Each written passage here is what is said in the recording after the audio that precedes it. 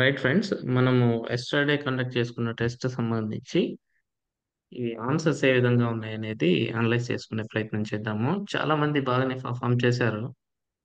ఇంకా కొంచెం ఇంప్రూవ్ అవ్వాల్సిన పని ఉంది. మెంటల్ అబిలిటీకి సంబంధించి కొంచెం మీరు ఏం చేస్తారు అంటే అదర్ సబ్జెక్ట్స్ మీద ఎవరైతే మాకు మెంటల్ అబిలిటీ డిఫికల్ట్ అని ఫీల్ అవుతారో వాళ్ళు కొంచెం అదర్ సబ్జెక్ట్స్ మీద ఎక్కువ ఫోకస్ చేయాల్సిన అవసరం ఉందండి.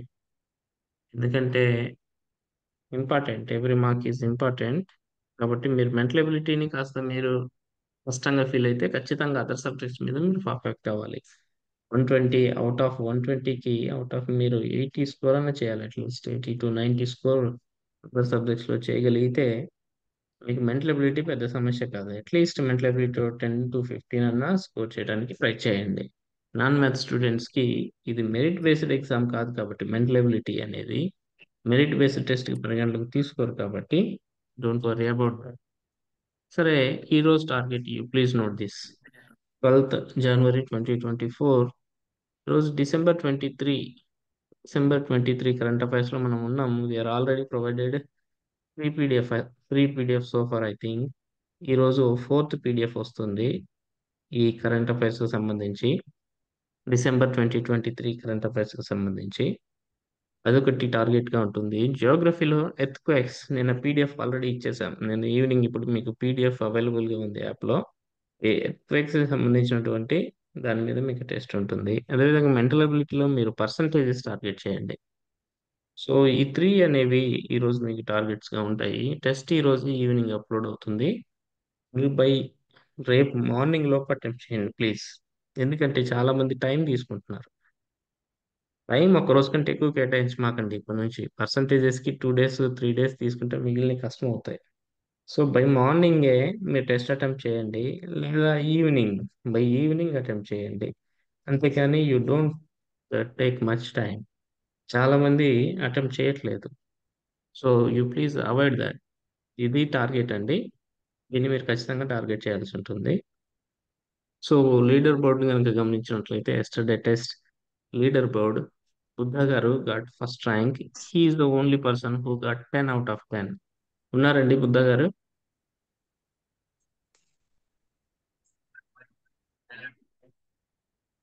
ఉన్నారా?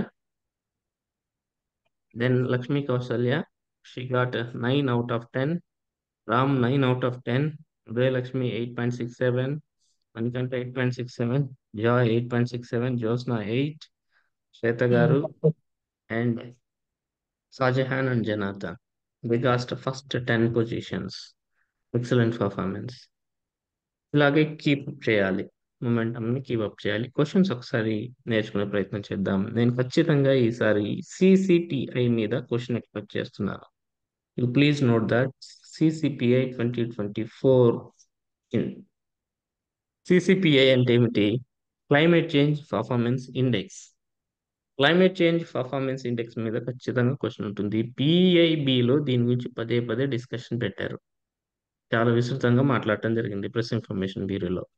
క్లైమేట్ చేంజ్ పర్ఫార్మెన్స్ ఇండెక్స్ 2024 నందు భారతదేశం 7వ స్థానంలో నిలిచింది అని చెప్పి ఒక స్టేట్మెంట్ ఇచ్చాము. జర్మన్ వాచ్ అనే జర్మనీ ప్రభుత్వ సంస్థ ఈ ఇండెక్స్ ను ప్రచురిస్తుంది అని ఇంకో స్టేట్మెంట్ ఇచ్చాము. క్లైమేట్ చేంజ్ పర్ఫార్మెన్స్ ఇండెక్స్ నందు తొలి మూడు స్థానాలు అని రావాలి ఇక్కడ. Sorry for that. తొలి మూడు స్థానాలు ఏ దేశానికి దక్కలేదు అని మూడో స్టేట్మెంట్ ఇచ్చాము. No country got first 3 ranks in the climate change performance index 2024 అన్నాం. సరైన సమాధానాలు గుర్తించండి అంటున్నాం. సరైనదా సరికానిదా జాగ్రత్త గుర్తుపెట్టుకోవాలి. మనం చూస్తే ఎస్టర్డే మన మీకు ఇచ్చిన పీడిఎఫ్ లో స్పష్టంగా పిఐబి నుంచి తీసుకున్నటువంటి కంటెంట్ ఇదంతా కూడా మన దేశంలో జాతీయ ఇంధన పరిరక్షణ దినోత్సవాన్ని ప్రతి సంవత్సరం December 14th జరుపుకుంటారు అని చెప్పేసి చెప్పాను. ఈ జాతీయ ఇంధన పరిరక్షణ దినోత్సవాన్ని దృష్టిలో పెట్టుకుని గౌరవ రాష్ట్రపతి గారు ఈ క్లైమేట్ చేంజ్ పర్ఫార్మెన్స్ ఇండెక్స్ గురించి మాట్లాడటం జరిగింది. క్లైమేట్ చేంజ్ పర్ఫార్మెన్స్ ఇండెక్స్ లో గత 10 ఏళ్లలో పాస్ట్ 10 years ని తీసుకుంటే ఒక 10 ఏళ్ల సంవత్సరం క్రితం ఇండియా పొజిషన్ 30th. ఇప్పుడు పొజిషన్ ఎంత? 2024లో అంటే 7th పొజిషన్. అంటే గ్రాడ్యువల్ గా there is a better performance in this index. By government of India or our country. ఎవరు ప్రచురిస్తారు అంటే జర్మన్ వాచ్ అనే లాభాపేక్ష లేని ప్రభుత్వేతర సంస్థ ప్రచురిస్తుంది. అక్కడ ప్రభుత్వ సంస్థ అని ఇచ్చాం మీకు.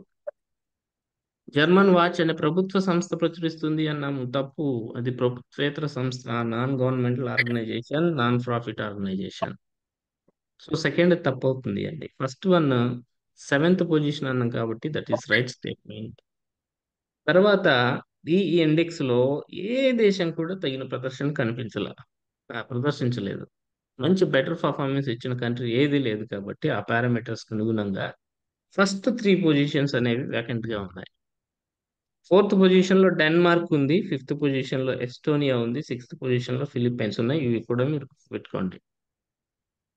ఇంట్రెస్టింగ్ ఫ్యాక్ట్, తొలి మూడు స్థానాల్లో కంట్రీస్ లేవు కాబట్టి వేకెంట్ గా ఉన్నాయి కాబట్టి మన దేశ వాస్తవ స్థానం ఎంత అంటే ఫోర్త్ పొజిషన్ అనేది కూడా గుర్తుపెట్టుకోవాలి. ప్రెస్ ఇన్ఫర్మేషన్ బ్యూరోలో క్లియర్ గా స్పష్టంగా మెన్షన్ చేయడం జరిగింది. I'm expecting question on CCPI, again I'm stressing this, you please remember this. So second statement is absolutely wrong ఇక్కడ. ఎందుకంటే జర్మన్ వాచ్ అనే గవర్నమెంట్ ఆర్గనైజేషన్ ప్రచురిస్తుందన్నాం, గవర్నమెంట్ ఆర్గనైజేషన్ కాదు అది, ఇది ఒక నాన్ గవర్నమెంటల్ ఆర్గనైజేషన్. సో చిన్న చేంజెస్ చేస్తారు అంతే, కన్ఫ్యూజ్ చేయడానికి అంతే. A and C are the right statements. Then 2023 డిసెంబర్లో భారతదేశంలో సార్ పర్యటించిన. ఫస్ట్ క్వశ్చన్ లో సార్ సార్ చెప్పండి చెప్పండి. ఫస్ట్ క్వశ్చన్ లో చిన్న ట్విస్ట్ ఇచ్చారు. సెంటెన్స్ ఎంతో జాగ్రత్తగా చదవాలో అర్థమైంది సార్ ఈ రోజు.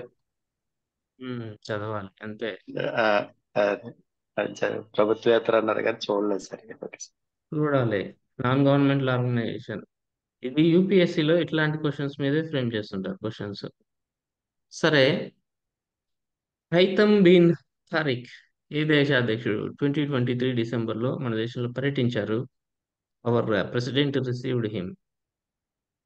Haitham bin Tariq is Oman sultan. మొదటిసారిగా భారతదేశంలో పర్యటించడం జరిగింది. సో హైతమ్ బిన్ తారిక్ ని గుర్తుపెట్టుకోండి, he is the sultan of Oman. ఓకేనా? ఒమన్ కంట్రీ మీకు ఐడియా ఉంది. సరే, ఒమన్ కంట్రీ ఎక్కడ ఉందో లొకేషన్ చూసుకోండి. దెన్ 2023 డిసెంబర్ నెలలో భారత రాష్ట్రపతి ముర్ము హైదరాబాద్ లో గల రాష్ట్రపతి నిలయం, పేరు కూడా బాగా గుర్తుపెట్టుకోవాలి, రాష్ట్రపతి నిలయం అంటారు. అక్కడేమో రాష్ట్రపతి భవన్ ఢిల్లీలో, ఇక్కడ రాష్ట్రపతి నిలయం 2 వారాల పాటు ఉండటకు వచ్చిన సందర్భంగా ప్రారంభించిన పర్యాటక నిర్మాణాలను గుర్తించండి. రాష్ట్రపతి నిలయం మనకి హైదరాబాద్ లో, అంటే సికింద్రాబాద్ లోని బొల్లారంలో ఉంది. ఈ రాష్ట్రపతి నిలయంలో ఎప్పుడైనా వెళ్ళొచ్చు, ఎక్సెప్ట్ ప్రెసిడెంట్ ఇక్కడికి వచ్చి స్టే చేయడానికి ఉన్న రోజుల్లో తప్ప మిగిలిన అన్ని రోజుల్లో, ఎక్సెప్ట్ మండే ఆర్ సండే అనుకుంటాను, మిగిలిన అన్ని రోజుల్లో ఓపెన్ గా ఉంటుంది.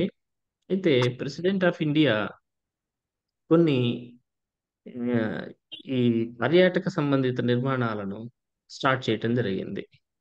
ఓకేనా? టూరిజం స్ట్రక్చర్స్ ని కొన్నిటిని స్టార్ట్ చేయడం జరిగింది రీసెంట్ గా.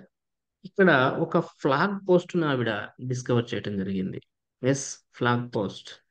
ఫ్లాగ్ పోస్ట్ అంటే హైదరాబాద్ యూనియన్ ని మన దేశంలో విలీనం చేసినప్పుడు, హైదరాబాద్ స్టేట్ ని మన దేశంలో విలీనం చేసినప్పుడు ఒక జెండా ఎగురవేయడం జరిగింది.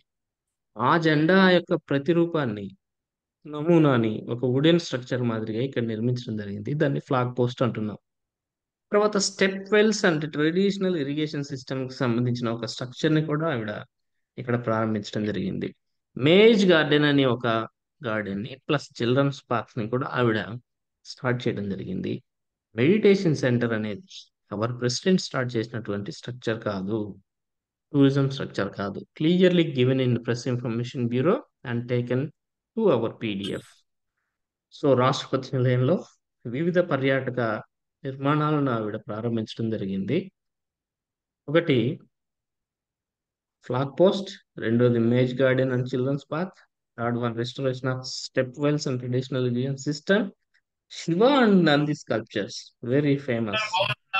Then knowledge gallery, not meditation centre, knowledge gallery.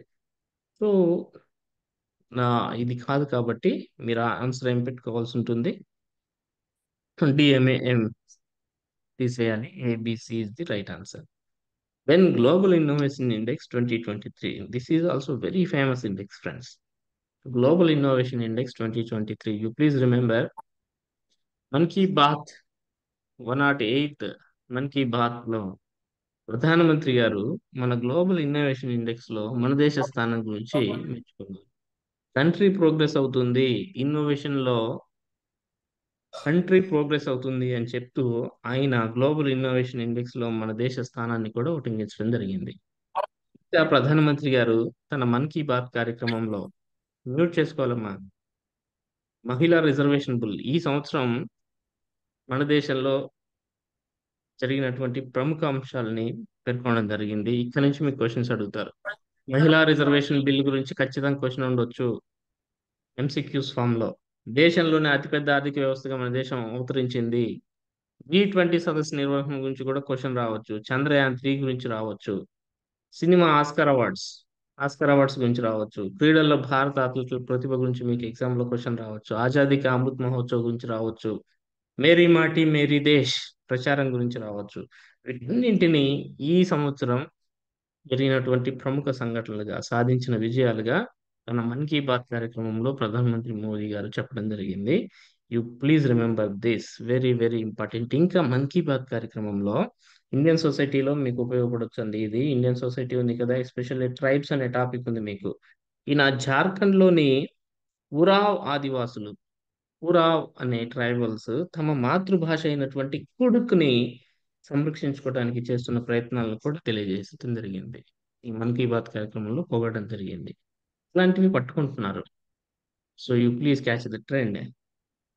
Then Lakhpati Didi Sammelan or Lakhpati Didi initiative యొక్క ముఖ్య ఉద్దేశం ఏమిటి అని చెప్పా. Very simple friends, very simple. Lakhpati Didi initiative అనేది ఆగస్టు 15, 2023 తన స్వాతంత్ర దినోత్సవంలో ప్రధానమంత్రి మోదీ గారు ప్రకటించినటువంటిది. ఏం చేస్తారు ఈ లఖ్పతి దీదీ ఇనిషియేటివ్ లో అంటే, నా Deen Dayal Antyodaya Yojana, national rural livelihood mission ఉంది కదా, ఆ మిషన్ లో భాగంగా 2 crores సెల్ఫ్ హెల్ప్ గ్రూప్స్ మహిళలకు సంవత్సరానికి కనీసం 1 లక్ష రూపాయల స్థిర ఆదాయం వచ్చేలాగా ట్రైనింగ్ ఇస్తారు. That is Lakhpati. లఖ్పతి అంటే లక్షాధికారం చేయటం, దీది అంటే సిస్టర్స్ అండ్ మదర్స్ అట్లాగా అనమాట. లఖ్పతి దీది ఇనిషియేటివ్. సో DAYNRLM లో భాగంగా నిర్వహించబడబోతుంది. ఇటీవల దీనికి సంబంధించినటువంటి ఒక సమ్మేళనం, కాన్ఫరెన్స్ ని జైసల్మేర్ లో నిర్వహించడం జరిగింది. So this is all about simple గా లఖ్పతి దీదీ సమ్మేళన్ కార్యక్రమం యొక్క ఉద్దేశం ఏమిటి అంటే, స్వయం సహాయక సంఘాల ద్వారా మహిళలకు స్థిరమైన ఆదాయం కల్పించటం కదా. ఇది ఇచ్చాము. జమ్మూ కాశ్మీర్లోని ప్రజలకు భారతీయ సంస్కృతి, నాగరికత, సంప్రదాయాలను పరిచయం చేయటం అనేది ఏ కార్యక్రమం యొక్క ఉద్దేశం అండి?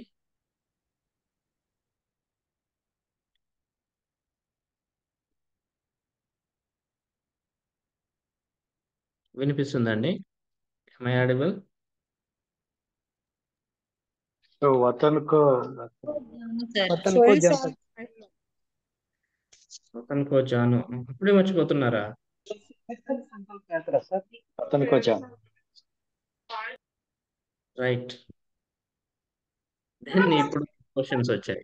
ఒకసారి మ్యూట్ చేసుకోండి అమ్మా. వెరీ సింపుల్ ఫ్రెండ్స్, ఇవి చూడగానే మీరు చెప్పొచ్చు, కాకపోతే ఓవర్ ప్రాక్టీస్ వస్తుంది. మాకు ఇప్పటి నుంచి కాదు కదా. ఇది ఏంటి అంటే చూడండి, సింపుల్ గా రేషియో అండ్ ప్రపోర్షన్స్ వచ్చినప్పుడు నేనైతే ఇది కళ్ళతో చూసే చెప్పగలను. ఒక వ్యక్తి యొక్క ఖర్చు మరియు పొదుపు నిష్పత్తి ఎట్లా అంటే 5:4 రేషియో అంట. 5:4 రేషియో. ఆదాయంలో మొత్తం పొదుపు కంటే అతని మొత్తం వ్యయం 800 ఎక్కువ. పొదుపు కంటే వ్యయం ఎక్కువ. అయితే అతని ఆదాయం ఎంత అనేది క్వశ్చన్. ఇక్కడ కీవర్డ్ ఏమిటి అంటే, ఆదాయంలో మొత్తం పొదుపు కంటే మొత్తం వ్యయం ఎంత ఎక్కువ? 800 ఎక్కువ. మొత్తం పొదుపు కంటే మొత్తం వ్యయము 800 ఎక్కువ. ఇక్కడ ఖర్చు మరియు పొదుపు యొక్క నిష్పత్తి 5:4 ఇచ్చారు. ఖర్చు మరియు పొదుపు నిష్పత్తి, వ్యయము మరియు పొదుపు నిష్పత్తి 5:4 ఇచ్చారు కదా. పొదుపు కంటే వ్యయం 800 ఎక్కువ అంటున్నారు. ఇక్కడే కీ ఉందండి. ఒక పార్ట్ ఎక్కువ ఉంది. పొదుపు 5 పార్ట్స్, సారీ ఖర్చు 5 పార్ట్స్, పొదుపు 4 పార్ట్స్. పొదుపు కంటే వ్యయం 800 ఎక్కువ అన్నాడు కాబట్టి ఈ ఒక్క పార్ట్ ఏదైతే ఉందో అది 800 అవుతుంది. అంతే కదండి. 5 పార్ట్స్ ఏమో ఖర్చు ఉంది, 4 పార్ట్స్ ఏమో పొదుపు ఉంది. 5 పార్ట్స్ ఎక్స్పెండిచర్, 4 పార్ట్స్ సేవింగ్స్.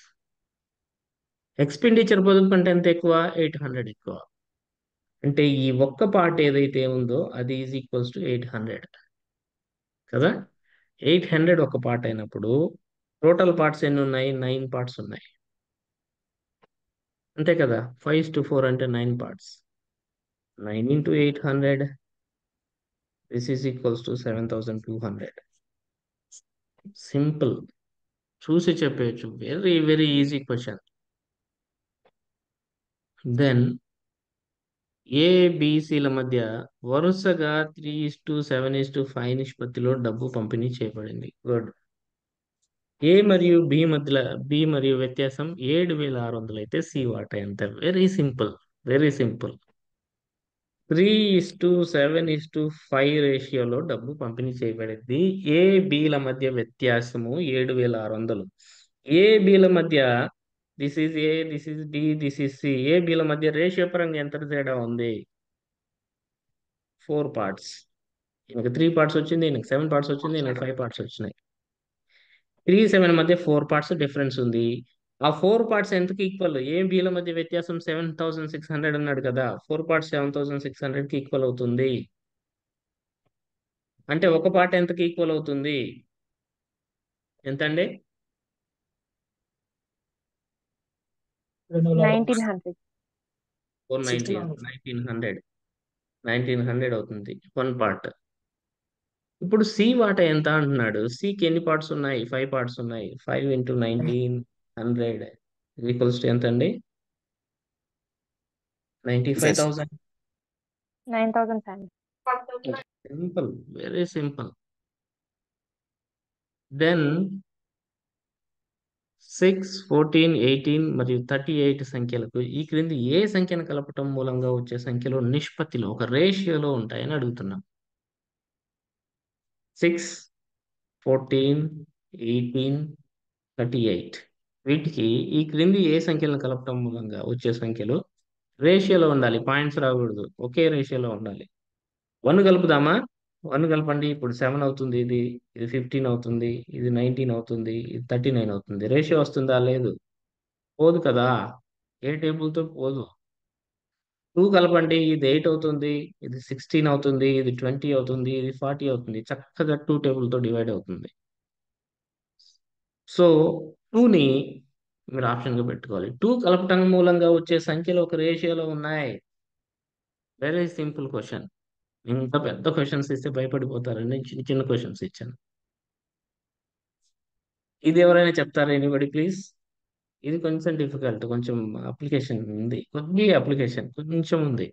ఆ మిగతా మూడిట్లో అప్లికేషన్ పెద్దగా లేదు. Anybody please. సార్ ఏం కనిపించట్లేదు సార్. కనిపించట్లేదా? ఫోర్త్ టేబుల్ పోవాలి సార్.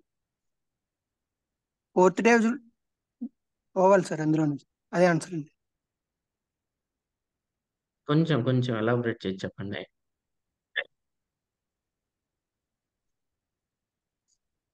ఫోర్త్ టేబుల్ డివిజిబుల్ అవ్వాలి సార్. ఫోర్త్ టేబుల్తో డివిజిబుల్ అవ్వాలి అంటున్నారు. ఓకే, అది కూడా ఒక సింపుల్ సార్. ఉమ్, ఆ. ఇంకా ఇంకా కొంచెం ఎక్స్ప్లెయిన్ చేస్తారా ఎనీబడి? సార్ ఆప్షన్స్ నుంచి వెళ్తే ఫస్ట్ ఆప్షన్ తీసుకుంటే సరిపోతుంది sir. Right, exactly, you catch that point. నేనేం చెప్పాను ప్రీవియస్ క్లాస్లో కూడా? మీకు ఆప్షన్స్ చెక్ చేసుకోండి అమ్మా అని చెప్పాను. ఆప్షన్స్ చెక్ చేసుకోండి. వై కుడ్ నాట్ మీరు ఎందుకు ఆప్షన్స్తో స్టార్ట్ చేయకూడదు? దీన్ని ఆప్షన్స్తో స్టార్ట్ చేయండి. క్వశ్చన్ ఏంటి? ఒక సంచిలో 50, 20, 5 రూపీస్ నోట్స్ 4:5:6 నిష్పత్తిలో ఉన్నాయి. ఆ నిష్పత్తి ఏంటో మనకు తెలియదు.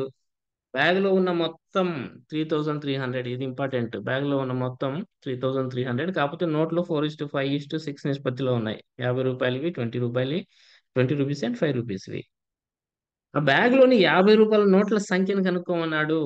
ఆప్షన్స్ తీసుకోండి. 40 ఫస్ట్ ఇదే ఉంది కదా, ఇది తీసుకోండి. 50 రూపీస్ నోట్స్ అనుకుంటే మొత్తం అమౌంట్ ఎంతమ్మా? 2000 పోయింది. ఓకేనా? ఈ 2000 ఏ రేషియోలో ఉండాలి? ఫోర్త్ రేషియోలో ఉండాలి. అంటే ఇది 40 ఉండేదానికి ఛాన్స్ ఉంది కదా. ఇది 40 అన్నప్పుడు నోట్స్ రేషియో ఇచ్చాడు అక్కడ వాడు. ఈ 40 రేషియోలో ఉన్నప్పుడు 50 ఫిఫ్త్ రేషియోలో అంటే ఖచ్చితంగా 50 నోట్స్ ఉండాలని అర్థం కదా. అప్పుడు ఎంత? 20 రూపీస్ నోట్స్. 50లో నంబర్ ఉందనుకోండి, 20 రూపీస్ నోట్స్ సింపుల్గా 1000 అవుతాయి. ఇంకెంత మిగిలింది? 300 మిగిలింది. ఇంకా సిక్స్త్ రేషియోలో అంటే 60 నోట్స్ ఉండాలి. ఎంత? ఎన్ని? 5 రూపీస్ ఉన్నాయి. 300. మొత్తం 3300 సరిపోయింది. ఆప్షన్స్ స్టార్ట్ చేసి ఇది ఈజీ. ఓకేనా? బ్యాగ్లో 50 రూపీస్ నోట్స్ 50 ఉన్నాయి అనుకుంటే మొత్తం అమౌంట్ 2000 అవుతుంది. ఇంకా మీకు 1300కి లెక్క చూపించాలి. రేషియోనేమో 4:5:6లో పెట్టాలి. ఇది ఫోర్త్ రేషియో అనుకుంటే ఫిఫ్త్ రేషియో రావాలంటే ఖచ్చితంగా 50 రూపీస్ నోట్స్ 50 నోట్స్ తీసుకోవాలి కదా. 20 నోట్స్ని 5 రూపీస్ నోట్స్ సిక్స్త్ రేషియో తీసుకోవాలంటే ఖచ్చితంగా 60 నోట్స్ తీసుకోవాలి కదా. 50 × 20,000, 60 × 5, 300, టోటల్ 3300 సరిపోయింది. సింపుల్. కొంచెం నెక్స్ట్ టైం. ఇది వెరీ ఈజీ, చూడగానే తెలిసిపోతుంది. 30 లీటర్ల యాసిడ్ మిశ్రమంలో acid ratio 2, water ratio 3. 2 ratio ఉంది, 2 పార్ట్స్ 3 పార్ట్స్ ఉంది, టోటల్ 5 పార్ట్స్ ఉన్నాయి. ఎంతనా? ఎంత? మొత్తం ఎంత? 30 లీటర్స్ ఉన్నాయి. సో ఈచ్ పార్ట్ ఎంతో తెలుసుకోండి. 30 / 5 అంటే each part 5 1s 5 6, each part 6 లీటర్స్కి సమానం ఈచ్ పార్ట్. అంటే ఇంతకు ముందు యాసిడ్ ఎన్ని పార్ట్స్ ఉంది? 12 లీటర్స్ ఉంది. వాటర్ ఎన్ని పార్ట్స్ ఉంది? 18 లీటర్స్ ఉంది. Is 30 litres. ఏమంటున్నాడు మనవాడు? యాసిడ్ నీటి నిష్పత్తిని 2:5కి పెంచాలి అంటే ఎంత మొత్తంలో నీటిని యాడ్ చేయాలి అంటున్నాడు. యాసిడ్ మరియు వాటర్ నిష్పత్తిని 2:5కి పెంచాలి అంటున్నాడు. 5కి పెంచాలి అంటే ఇక్కడ ఆల్రెడీ 3 ఉంది. ఈచ్ పార్ట్ మనకి 6 లీటర్స్. సో దీనికి 12 యాడ్ చేయండి. 2 పార్ట్స్ పెంచుకోవాలి కదా. వాటర్ రేషియో 2 పార్ట్స్ పెంచుకోవాలి. 2 పార్ట్స్ పెంచుకోవాలి అంటే 12 యాడ్ చేయాల్సి ఉంటుంది. ఓకేనా? సో దట్ ఇది 40 అవుతుంది, ఇది 12 అవుతుంది. 30 అవుతుంది, 12 అవుతుంది. ఓకేనా? అట్లా సింపుల్ అండి. ఇది అర్థమైందిగా? Very simple. 3 ఉంది. వాటర్ రేషియోను 5కి పెంచాలి. ఈచ్ పార్ట్ మనకు తెలిసిపోయింది 6 లీటర్లని. ఇప్పుడు 2 పార్ట్స్ పెంచాలి అంటే 2 పార్ట్సే కదా పెరిగింది. 2:3 నుంచి 2:5 అయిపోయింది. 2 పార్ట్స్ పెరిగింది. ఈచ్ పార్ట్ మనకి 6 లీటర్స్ అని తెలిసిపోయింది కాబట్టి ఇంకో 12 లీటర్స్ పెంచుకుంటే సరిపోతుంది వాటర్ని. సో అది వెరీ సింపుల్. సో ఈ రకంగా మీరు జస్ట్ కామన్ సెన్స్తో అటెంప్ట్ చేయొచ్చు. అంత ఈజీగా రావులేండి, మీరు ఓవర్ ప్రాక్టీస్ వస్తుంది. ఈ క్వశ్చన్స్ అయితే నేను జస్ట్ అట్లా చూశాను, ఒక బుక్ నుంచి తీసుకున్నాను. అక్కడ ఎక్స్లు వైలు అది ఇదంతా ఇచ్చారు, అదంతా నేను చూడలేదు. నేను కూడా నాన్ మ్యాథ్స్ స్టూడెంటే, నాకు మ్యాథ్స్ రాదు. నేను బయాలజికల్ స్టూడెంట్. కాకపోతే ఇవన్నీ నేను ఒకప్పుడు కామన్ సార్ నా సెన్స్, ఎందుకోసం ఒకసారి చెప్పండి సార్. ఇవన్నీ కామన్ సెన్స్ తోటి ఒకప్పుడు ఎట్లా సాల్వ్ చేయాలని ఆలోచించి నేర్చుకున్నాం, అంతే, ఏం లేదు అక్కడ. 9th క్వశ్చనా? Yes sir. ఇప్పుడు దీన్ని ఆప్షన్స్ చెక్ చేసుకోవడంతో స్టార్ట్ చేయాలండి. నా మెథడ్ ఎట్లా ఉంటుందంటే దీన్ని ఆప్షన్స్ చెక్ చేయడంతో స్టార్ట్ చేయాలి. 50 రూపీస్ నోట్స్ సంఖ్య ఎంత అని అడుగుతున్నాడు. 50 రూపీస్ నోట్స్ సంఖ్య ఆప్షన్స్ లో ఇచ్చిన నంబర్, ఆప్షన్స్ లో ఇచ్చిన 40 తోటే స్టార్ట్ చేద్దాం. 40 అని అనుకుంటే 50 రూపీస్ నోట్స్ 40 ఉన్నాయి అనుకుంటే మొత్తం అమౌంట్ ఎంత అవుతుందమ్మా? 40 నోట్స్ ఉన్నాయంటే 50 రూపీస్వి మొత్తం అమౌంట్ 2000 అవుతుంది కదా. ఈ 2000 ఎంతకు సమానం? 4 రేషియోలో ఉన్నాయి. 4 5 6 రేషియో ఇచ్చాడు కదా వాడు. ఇది 4 పార్ట్స్ కి సమానం అనుకుంటే ఇంకా మిగిలిన అమౌంట్ ఎంత? మొత్తం 3300, 2000 పోయింది, జస్ట్ 1300 ఉంది. ఈ 1300లో రేషియో ఒకసారి చూడండి, 5:6 రేషియోలో రావాలి. దీనికోసం ఏం చేయాలి? ఆల్రెడీ 2000 పోయింది కాబట్టి ఇంకా 50 రేషియో, 40 రేషియోలో ఉన్న 500 పోయింది, ఫోర్త్ రేషియోలో ఉన్న 500 పోయింది. ఫిఫ్త్ రేషియో రావాలంటే 50 నోట్స్ తీసుకోవాలి కదా మీరు. 50 నోట్స్ తీసుకోవాలి. ఎంత? 20 రూపీస్ నోట్స్ ఉన్నవి 1000 రూపీస్ పోతుంది అప్పుడు. ఇంకా మిగిలిన 300కి ఎట్లా లెక్క చూపిస్తాము అంటే 5 రూపీస్ నోట్స్ అనేవి 5 రూపీస్ నోట్స్ అనేవి ఎంత ఉన్నాయని చెప్తాము? 60 నోట్స్ ఉన్నాయని చెప్తాము.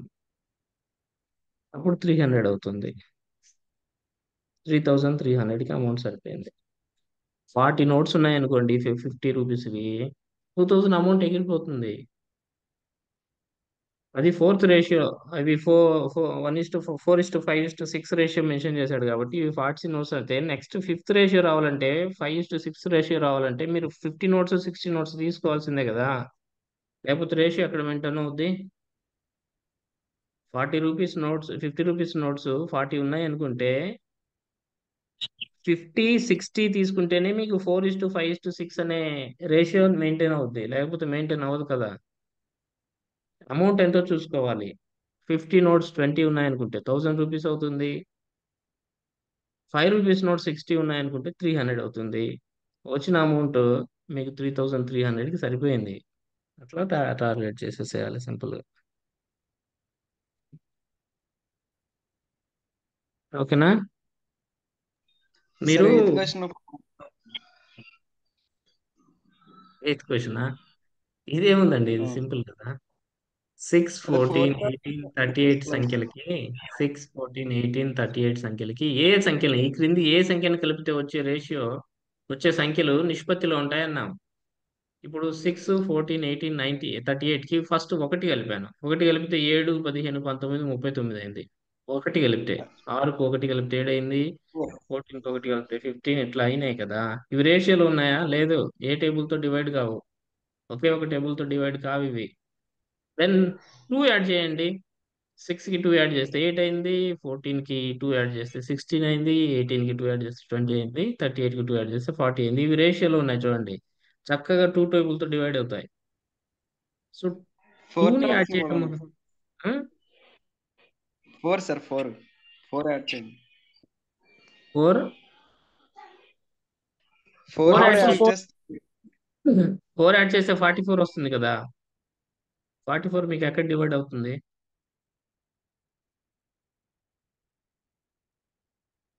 ఏ టేబుల్తో ఈచ్ వన్ కి 4 యాడ్ ఈచ్ వన్ కి 4 యాడ్ చేస్తే మీకు 44 వస్తుంది లాస్ట్ లో. ఆ 44 దేంతో డివైడ్ 42 అవుతుంది? సార్. 42 సార్. 38 కి 4 కలిపితే 42. 42 వస్తుంది. 42 వస్తుంది, కరెక్ట్. 2 కదా. 22 దేంతో డివైడ్ అవుతుంది అప్పుడు? అవన్నీ 2 అది టేబుల్స్ 2 లో టేబుల్స్ లో చేస్తే మొత్తం సరి సంఖ్యలో వస్తాయి సార్. ఏమా? 22 దేంతో అంటే 2 డివైడ్? టేబుల్ సార్ మీరు చెప్పిన ఆప్షన్ 2 కరెక్ట్ సార్. 4th అవ్వదు. 4th అవ్వదు, రాదు. రాదు ఎందుకంటే ఇప్పుడు 5:9:11:21 వస్తుంది. 5, 11 ఎలా అవుతుంది సార్? అదే మీరు చెప్పిన ఫస్ట్ 2 కలపడం అదే కరెక్ట్. 2నే వస్తుందమ్మా. 4 కలిపితే మీకు 22 వస్తుంది. 18కి 4 కలిపితే 22 వస్తుంది కదా. Yes sir. అందుకని మొత్తం అన్ని నెంబర్స్ ఒకటే నెంబర్ డివైడ్ చేయాలి. ఒకే నంబర్ ఒకే టేబుల్ తోటి పోవాలి. ఈవెన్ గా పోదు సార్. రెండే కరెక్ట్. Option 2 correct. అవును, అందుకే కదా చెప్తున్నాను. నేను 38కి 2 కలిపితే 40, 4 కలిపితే 42. అది నేను 40 అనుకున్నాను ఈ నెంబర్. ఇట్లా కొంచెం ప్రాక్టీస్ చేస్తే వస్తుంది. ఇదేం పెద్ద దానిలాగా ఫీల్ అవ్వద్దు. కొన్ని వస్తే చాలు, మనకు 15 వస్తే చాలు. 15 ఆర్ 20 మిగతా సబ్జెక్ట్స్ మీద మీరు బాగా కాన్సన్ట్రేట్ చేయండి, వస్తాయి. Don't worry about your marks. మీరు ఏం చేయాలి అంటే మీ ఎఫర్ట్ ఈజ్ ఇంపార్టెంట్. నేను టెస్ట్ అప్లోడ్ చేసిన కానీ చాలా మంది అటెంప్ట్ చేయట్లేదు. అట్లాంటి సీరియస్నెస్ లేకపోతే కష్టం అవుతుంది. సరే అండి, ఈరోజు టార్గెట్ మీరు గుర్తుపెట్టుకోండి. టార్గెట్ని మీరు పెట్టుకోండి. మీకు ఆల్రెడీ జాగ్రఫీ పీడిఎఫ్ అవైలబుల్గా ఉంది. దెన్ ఇంకోటి ఏదో ఇచ్చాను, అది ఎర్త్క్వేక్స్ సంబంధించిన జాగ్రఫీ పీడిఎఫ్ అవైలబుల్ గా ఉంది. ఇంకోటి ఏది కూడా ఉందమ్మా. మొత్తం మీద పర్సంటేజ్ టార్గెట్ చేయండి. పర్సంటేజెస్ ఒకటి ఉంది, పీడిఎఫ్ ఒకటి, కరెంట్ అఫైర్స్ పీడిఎఫ్ ఒకటి నేను ప్రొవైడ్ చేస్తాను. You please target that. With this I'm closing now. Thank you so much. Thank you sir.